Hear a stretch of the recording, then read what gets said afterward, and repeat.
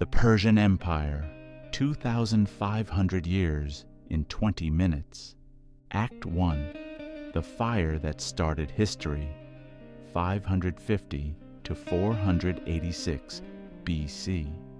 In 550 BC, the ancient world was about to be remade by a man no one saw coming. His name is Cyrus, and the world has never seen anything like him. In 550 BC, Cyrus II of the Achaemenid clan did something no tribal chieftain on the Iranian plateau had ever managed. He toppled the Median Empire, which had been the region's dominant power for nearly a century, and folded its armies into his own, not through extermination, but through something far more dangerous: respect. When Cyrus entered Babylon in 539 BC, he walked through the Ishtar Gate, its glazed blue bricks catching the torchlight, and declared that every enslaved people in the empire was free. The Jews, who had been in captivity since Nebuchadnezzar's deportations, were told they could go home. They could rebuild their temple in Jerusalem. This act was so extraordinary that the Hebrew Bible called Cyrus the Anointed One, the only foreign ruler in Scripture to receive that title. But here is what history rarely tells you about Cyrus. He was also a ferocious military tactician. At the core of his army was a unit that would become the most feared fighting force in the ancient world. 10,000 soldiers known as the Anusia, the Immortals. They were called this not because they could not die, but because their number never changed. When one fell in battle, another immediately filled the gap. The formation never thinned, the line never broke. Enemies looked upon them and saw not an army, but a force of nature, constant, relentless, without seams. Cyrus died in 530 BC in the eastern steppes, fighting the Massagetae. His son Cambyses II took power and pushed the empire into Egypt, becoming the first Persian king to rule the Nile. But it was the man who came next who turned a great empire into the greatest empire the ancient world had ever produced. Darius I, Darius the Great. When Darius seized power in 522 BC, after putting down a rebellion that followed Cambyses' death, he inherited territory stretching from the Aegean coast to the edge of the Indian subcontinent. His answer to governing this expanse was to architect it, rather than simply conquer it. He divided the empire into 20 administrative regions called satrapies, each governed by a satrap, essentially a regional viceroy, but held accountable through a network of royal inspectors. Darius sent without warning men the Persians called the eyes and ears of the king. He minted a standard gold coin, the daric, bearing the image of a running archer. It became one of the first internationally trusted currencies, circulating from Egypt to India. He introduced uniform weights and measures across the empire. He made Aramaic the administrative lingua franca, so that a scribe in Egypt and an official in Bactria could read the same decree. And then he built the roads. The royal road stretched over 2,500 kilometers from Susa to Sardis on the Aegean coast, dotted with relay stations where royal messengers changed horses and resumed at full gallop.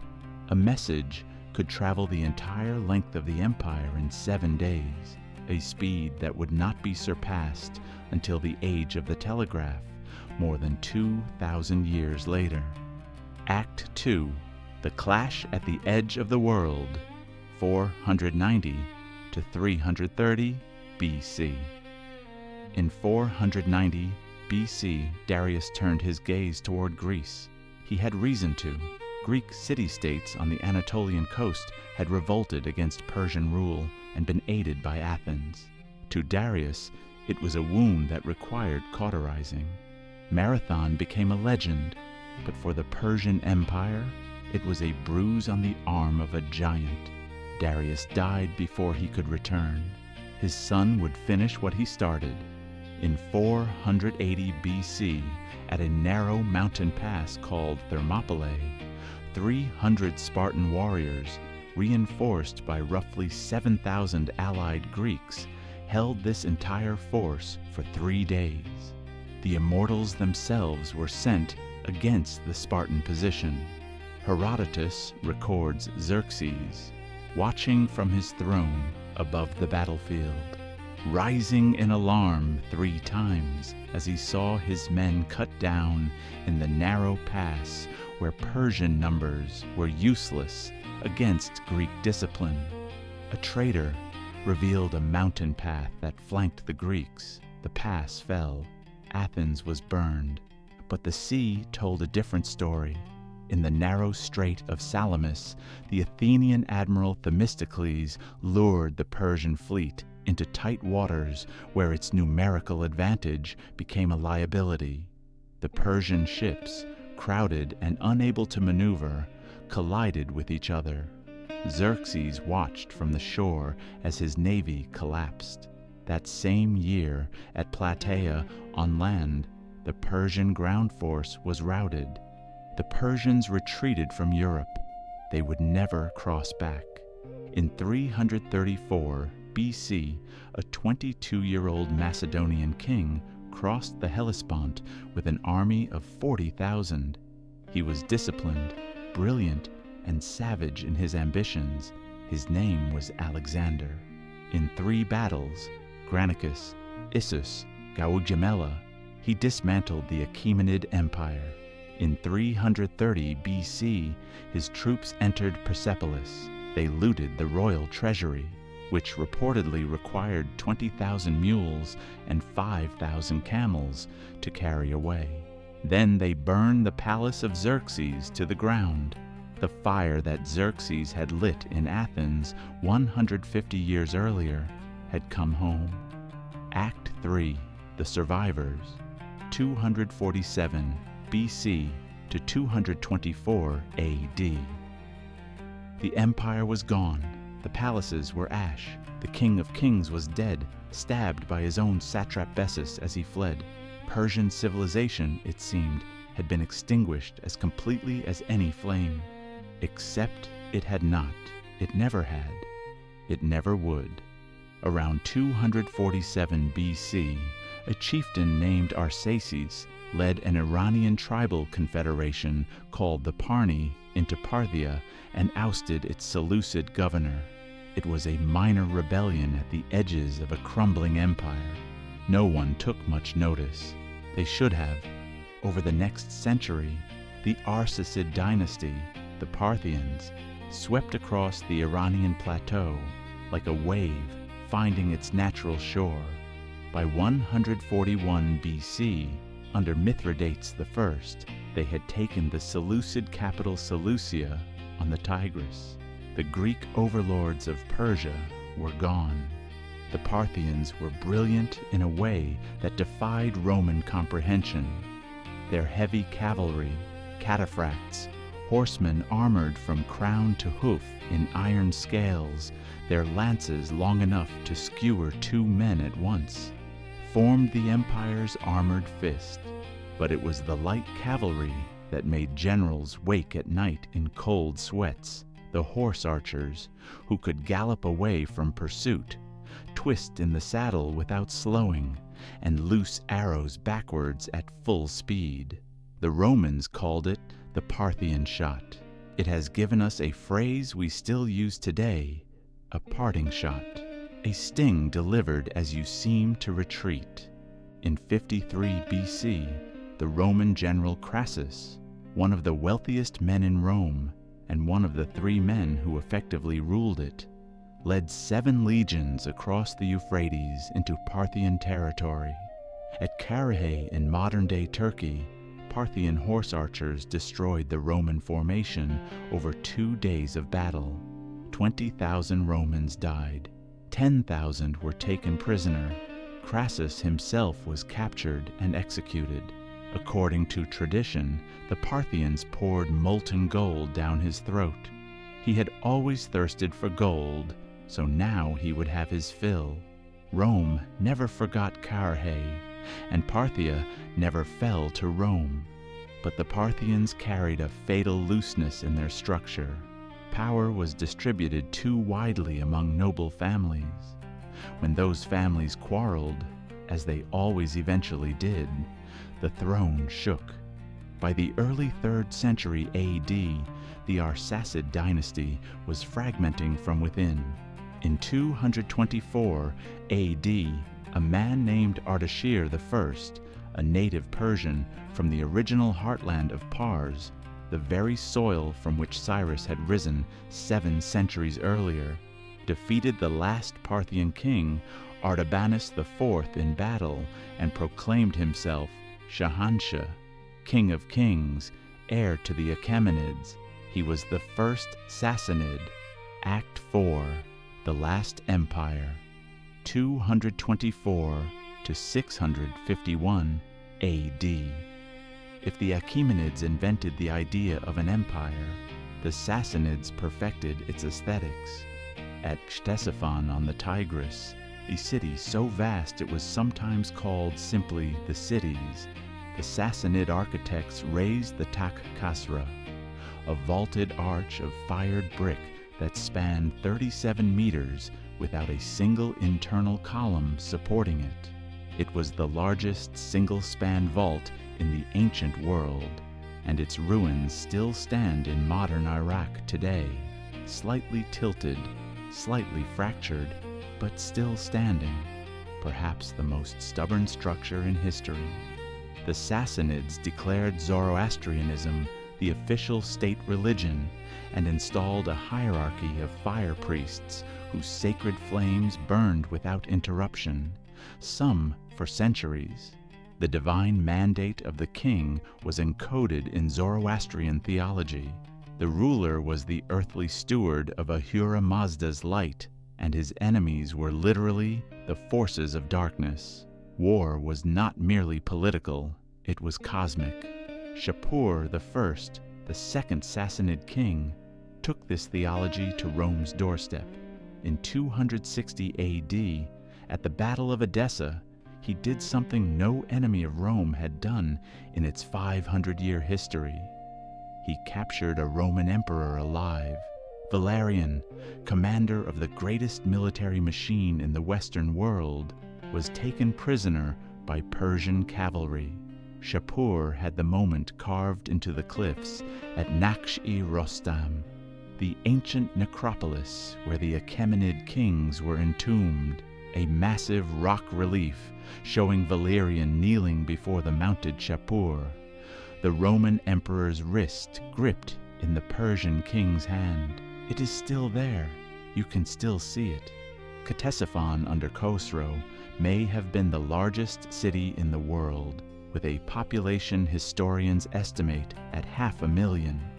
The palace's great reception hall, the Ivan-e-Khosrow, was hung with a carpet called the Spring of Khosrow, 60 meters long, woven with gold and silver thread, precious stones as dewdrops, its pattern depicting a Persian garden in full bloom.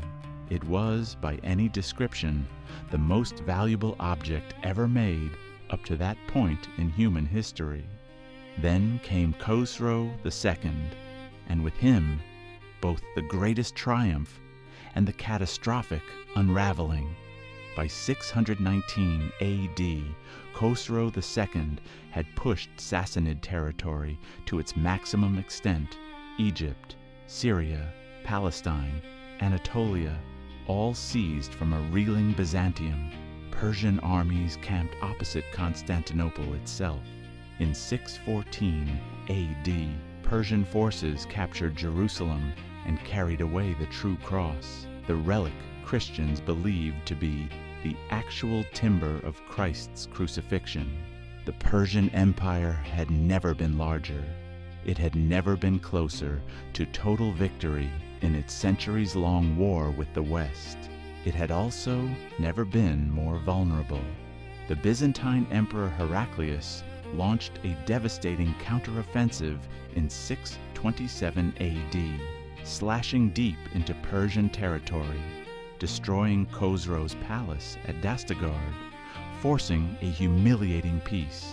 Khosrow II was deposed and executed by his own son in 628 AD.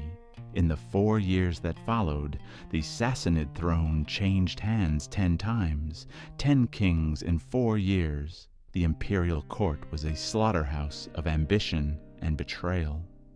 Act 5, The Long Silence and the Fire That Wouldn't Die, 636 to today. From the deserts of Arabia came something the Persian Empire had never encountered. Not a conventional army, not a rival empire with cavalry and siege engines. Something newer and stranger and infinitely more combustible. A religious movement at the absolute peak of its first generational energy.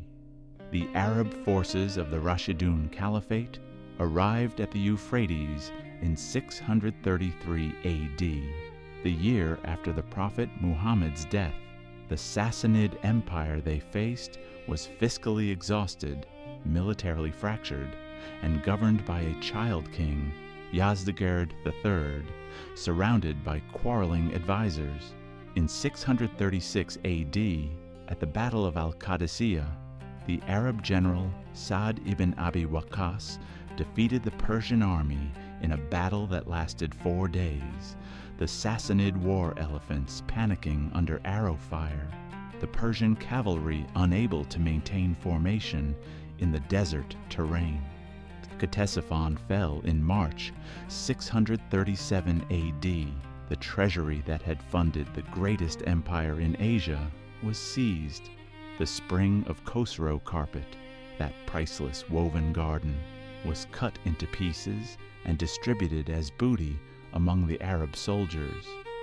Yazdegerd fled east, always east, gathering armies that crumbled before the Arab advance, watching province after province vanish. He reached Merv, at the edge of the Persian world, near the boundary of Central Asia. In 651 AD, he was murdered in a miller's hut, stabbed for the coins in his purse by a man who did not know he was killing the last Shahanshah of Persia. His sons fled to Tang Dynasty China. A civilization that had lasted 1,000 years ended in a roadside killing that was not even recorded as remarkable at the time. But here is what conquest never fully accounts for.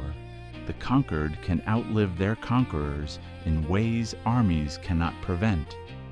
And in 1010 AD, a poet named Ferdowsi completed the Shahnameh, the Book of Kings, 60,000 couplets telling the mythic and historical story of Persia from the creation of the world to the Arab conquest. It was the longest epic poem by a single author in world literature. It was written entirely in Persian, with barely a word of Arabic. It was a deliberate act of civilizational memory, a monument raised against forgetting. The Mongols came in 1220 AD. They killed more people in Iran in 1 decade than most wars kill in a century. Ancient irrigation systems that had fed populations for 2,000 years were deliberately destroyed, turning farmland to desert. The population of the Iranian plateau may have dropped by half. Nishapur, one of the greatest cities of the medieval Islamic world, was razed and plowed flat. And then, as had happened with the Greeks, the Arabs, the Turks before them, the Mongols began to change. Hulagu Khan's successors, ruling the Ilkhanate, converted to Islam within a generation. They made Persian the language of their court. They funded Persian poets and architects and miniaturists. the blue-tiled mosques that define Persian visual identity, that particular shade of turquoise that seems to hold the sky, are largely Mongol-era constructions built by conquerors who had become Persians before they knew it. In 1501, Shah Ismail I of the Safavid dynasty reunited the Persian world and declared Shia Islam the state religion, a decision that permanently separated Iran from the Sunni Ottoman Empire to its west and gave the country a distinct religious identity that persists today. For the first time since the Sassanids, Persia was again a unified, independent state with its own theological claim to sovereignty. The fire, however transformed, had been relit. In 1935, the Shah sent a formal directive to every embassy in the world. The country had always called itself Iran, the land of the Aryans, from the ancient self-designation of the Indo-Iranian peoples who had settled this plateau 3,000 years earlier. The Western world, using a Greek-derived word for the southern Pars region, had been calling it Persia. That would end now. The official name, internationally recognized, would be Iran. It was not administrative housekeeping. It was the most recent act in a 2,500-year performance of self-definition. Coda. There is a cliff face in the Iranian province of Fars, not far from the ruins of Persepolis. At Nakshi Rustam, 4 tombs are cut directly into the rock, the burial chambers of Darius I, Xerxes I, Artaxerxes I, and Darius II. Above each tomb, carved in precise and still legible relief, the king stands before Ahura Mazda, the winged god of light, with figures from every nation of the empire bearing him up. Below the Achaemenid tombs, the Sassanids carved their own reliefs into the same cliff centuries later. Shapur I triumphant over Valerian, Ardashir I receiving his divine mandate. The same rock face, different centuries, the same insistence on being remembered. You can go there today. You can stand on the plain beneath those carvings and feel the weight of what they represent. Not just power, not just conquest, but something more stubborn and more quiet. The absolute refusal to be erased. 2,500 years of fire temples and royal roads, of immortals and horse archers and vaulted arches defying gravity, of a language that outlived the armies that tried to kill it, and poets who wrote its history before it could be forgotten, of a civilization that lost again and again, and absorbed its losses into something the conquerors could never quite name or quite control. Outside Merv, in the dust of Central Asia, the last Shahanshah of Persia was murdered for a few coins. And yet here, in this valley, the carvings are still here. The flame still burns.